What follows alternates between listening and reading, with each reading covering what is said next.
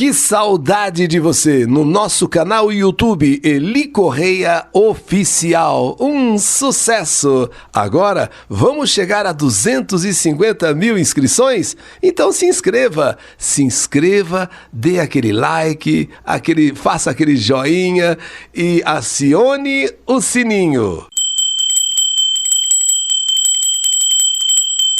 O sininho tocou, é nova postagem. Gente, e o Clube da Amizade tirando todas as dúvidas sobre a nova Previdência? É só você ligar, agendar um horário. Clube da Amizade, elicorreia.com.br e o telefone São Paulo 5081-6292. E agora, no canal YouTube Eli Correia Oficial, o caminhoneiro e a garota de programa. Depois de um relacionamento que não deu certo, tive uma filha, a qual dei o nome de Aparecida, Cida ou simplesmente Cidinha. Quando a minha filha estava com 2 meses, eu conheci meu marido. E ele assumiu não só a mim, como assumiu a minha filha, como se fosse filha dele. E fomos morar juntos. Eu, minha filha Aparecida, minha filha Cidinha e meu marido.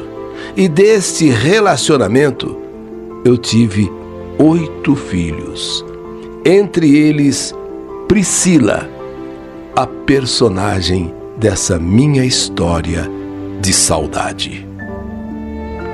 Depois de muito tempo doente, meu marido veio a falecer. Foi um golpe duro, foi um golpe assim cruel. Mas diante da situação, não tinha outro jeito a não ser arregaçar as mangas, enfrentar a vida, partir para a luta, pois 8 crianças dependiam agora só de mim. Cidinha, aquela minha primeira filha, aquela daquele caso que eu tive, já não morava mais comigo. Cidinha, ou a Aparecida, tinha arrumado um rapaz e com ele foi embora. Com ele ela partiu. Portanto, com ela eu não podia contar. Ela era a mais velha. Ela seria, por assim dizer, o meu braço direito se ela estivesse comigo. Mas ela resolveu ir embora com o rapaz. E foi. Das que eu tive com o meu marido, dos 8 filhos que eu tive com ele, a mais velha com 15 anos e a caçula com 2. Eram os maiores cuidando dos menores. Passamos até fome. Todas as dificuldades que alguém pode imaginar, nós passamos. Pois eu sozinha para cuidar dessas crianças. Meu marido não deixou praticamente nada, a não ser os filhos. Mas aos poucos eu fui superando tudo. Como eu disse, arregacei as mangas e parti para a luta da vida. Priscila, 15 anos. Bonita, inteligente, meiga e muito estudiosa. Mas, dada a situação, fez só até a 4ª série e não quis estudar mais. Conversei, argumentei, mas tudo em vão. Ela não quis mais saber de escola. E foi morar com a sua irmã Solange, a irmã logo abaixo dela.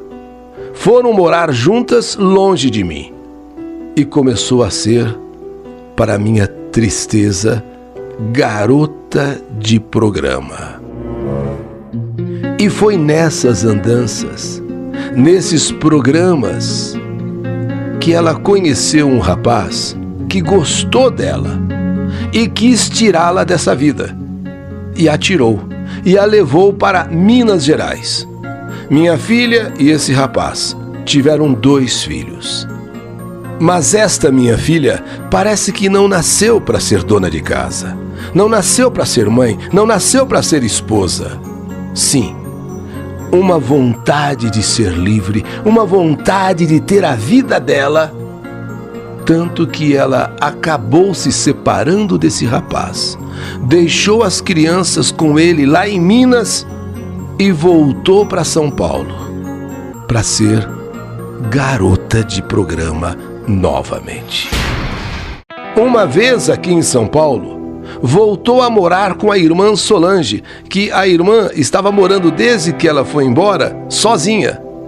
Voltou a morar com a irmã e voltou àquela vida de garota de programa. Foi quando nesses programas, ela conheceu um caminhoneiro.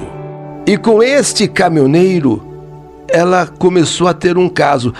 Foi um pouco diferente esse relacionamento com o caminhoneiro. No caso do caminhoneiro, foi ela quem gostou do caminhoneiro.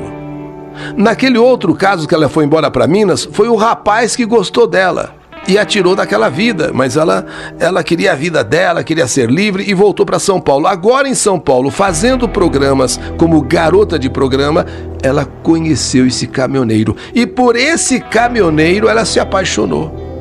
Com este homem ela teve um caso, vamos dizer assim, sério. Quer dizer, para ela era um romance. Ela começou a sonhar com esse caminhoneiro. Ela começou a ter assim, na sua imaginação, momentos que ela gostaria de viver com uma pessoa. Só que esse caminhoneiro era casado. E ela sabia desde o primeiro momento que ele era casado. Tanto que ele saiu para fazer o programa com ela e sabendo que ele era casado. Porém, ela se apaixonou pelo caminhoneiro. E o caminhoneiro, inclusive, fez algumas viagens, sabe, de São Paulo para o Nordeste, de São Paulo para outros lugares com ela. E quando ele voltava, ele deixava ela em São Paulo e ele seguia para a casa dele no interior. Porém, a esposa vinha desconfiando de que o marido tinha um caso. A esposa desconfiando, a esposa começou a investigar. E ele sentiu que o casamento estava correndo risco.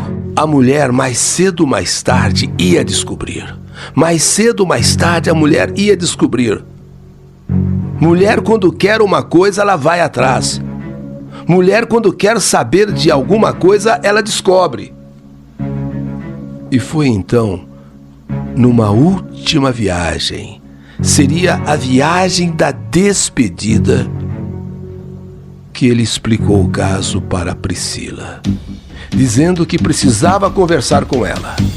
Eles fariam uma última viagem, seria para Belo Horizonte, seria para a capital de Minas Gerais, mas seria a viagem do adeus, seria a viagem da despedida. Mas minha filha, Priscila, não aceitava o fim do caso deles, sob hipótese alguma, de jeito nenhum. Mas você tem que entender, o meu casamento está correndo risco, eu tenho 3 filhos, eu tenho mais de 20 anos de casamento. Tá tudo acabando, porque a minha mulher está desconfiada e está investigando, está procurando saber e ela vai descobrir. Eu não quero saber. Se você me deixar, vai ser a viagem da despedida mesmo. Vai ser a viagem do adeus mesmo, se você me deixar, porque eu me jogo do caminhão. Eles estavam em plena Fernão Dias, a estrada que liga São Paulo a Minas Gerais, em plena Fernão Dias. E ele tenta acalmá-la, ele tenta explicar, que ela entendesse que um dia ou outro eles podiam até se ver, mas agora ele tinha que dar um basta, ele tinha que dar ele tinha que romper o relacionamento, porque já não era mais um programa, já era um caso, e ele tinha que acabar com aquele caso, ou então quem acabava era o casamento dele. Não! Eu não aceito. Se você continuar dizendo que vai me largar, se você continuar dizendo que você vai me deixar, eu me jogo do caminhão. Eu me jogo do caminhão. Então, ele tentando acalmá-la, e ao mesmo tempo explicando a ela que não dava para continuar, e ela ameaçando, e ela ameaçando, e ela ameaçando. Se você continuar dizendo que vai me deixar, que vai me largar, eu me jogo do caminhão. E numa certa boa velocidade na Fernão Dias, ele não acreditou. Ele pensou fosse mais uma ameaça do que realmente uma decisão de se jogar do caminhão. Ela não é louca, ela não é doida. Se você continuar dizendo que vai me largar, que vai me deixar, você vai ver, eu me jogo desse caminhão. E começou uma discussão. Ela nervosa e pergunta: você vai me largar mesmo?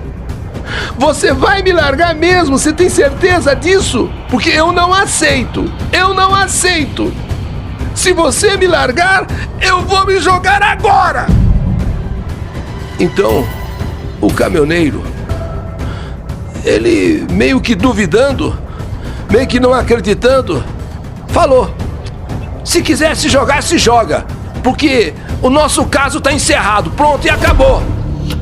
Foi neste momento, nesse exato momento, que repentinamente ela abre a porta do caminhão e ele naquela velocidade na Fernão Dias, e não é que a minha filha, e não é que Priscila se jogou mesmo com o caminhão naquela velocidade, se jogou em plena Fernão Dias. Foi uma tragédia. Foi uma tragédia. A batida que ela sofreu na cabeça, quando ela se jogou naquela velocidade, no que ela caiu, no que ela bateu, foi fatal. Bateu com o crânio no asfalto.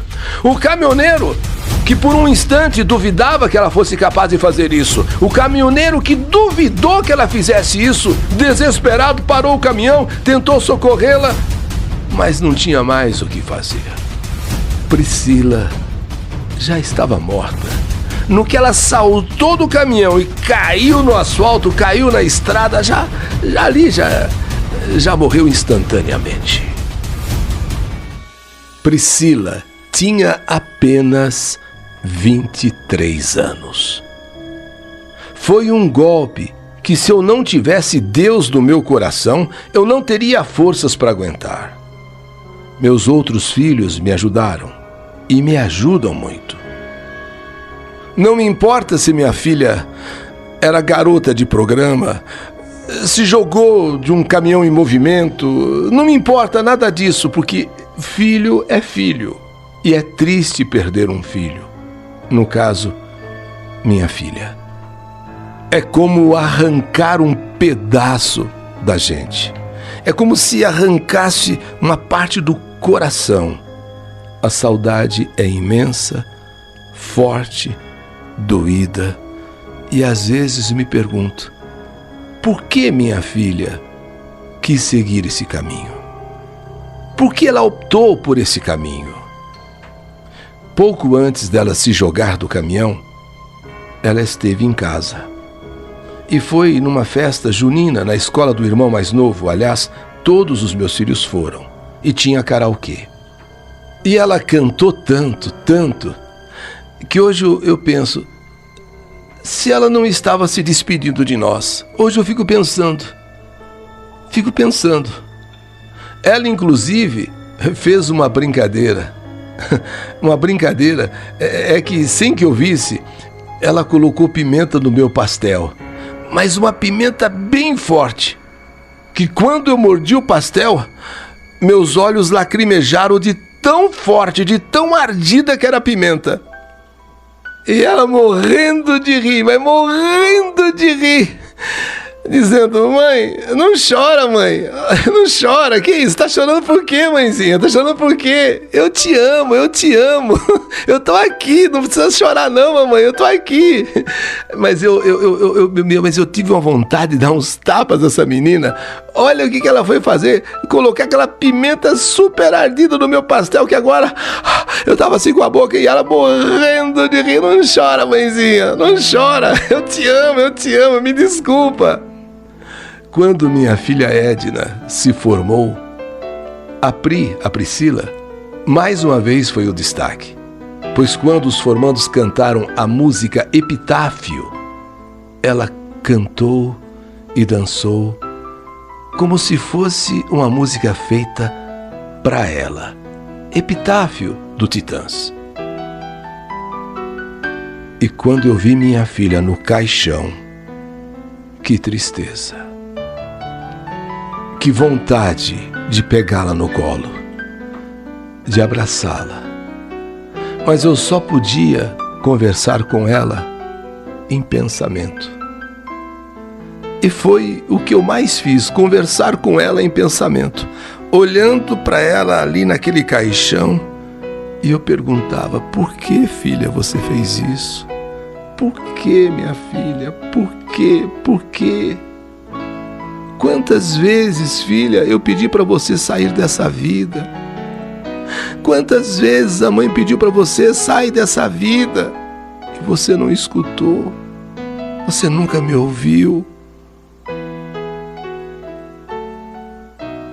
Agora, eu e seus irmãos, numa só voz, estamos aqui, filha, para dizer: que saudade de você!